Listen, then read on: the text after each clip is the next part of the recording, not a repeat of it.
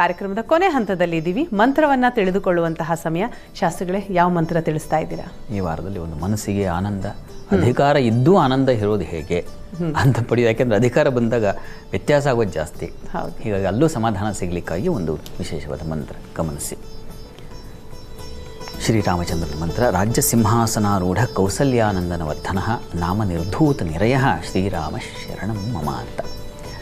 ಶ್ರೀರಾಮನನ್ನು ಶರಣು ಹೋದರೆ ಈ ರೀತಿಯ ಒಂದು ಬಲ ಬರುತ್ತೆ. ಅಧಿಕಾರದಲ್ಲಿದ್ದೂ ಕೂಡ ಒಂದು ಸಮಾಧಾನ ಸೌಖ್ಯಗಳನ್ನು ಹೊಂದತಕ್ಕಂಥದ್ದು, ಎಲ್ಲರನ್ನ ಸಮಾನ ದೃಷ್ಟಿಯಲ್ಲಿ ಕಾಣ್ತಕ್ಕಂಥದ್ದು, ಆನಂದವನ್ನು ಹೊಂದತಕ್ಕಂಥದ್ದು, ಈ ರೀತಿಯ ಒಂದು ಬಲ ಬರುತ್ತೆ. ಈ ಮಂತ್ರ ಹೇಳ್ಕೊಳ್ಳೋದ್ರಿಂದ ಹೇಳ್ಕೊಳ್ಳಿ, ತುಂಬ ಸಮಾಧಾನ ಸಿಗುತ್ತೆ.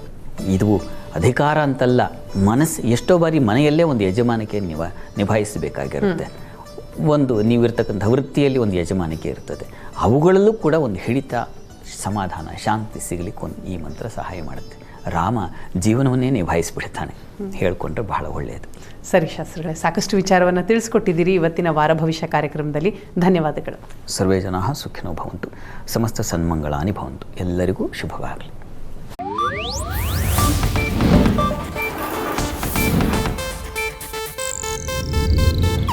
ಇದು ಏಷ್ಯಾನೆಟ್ ನ್ಯೂಸ್ ನೆಟ್ವರ್ಕ್ ಪ್ರಸ್ತುತಿ.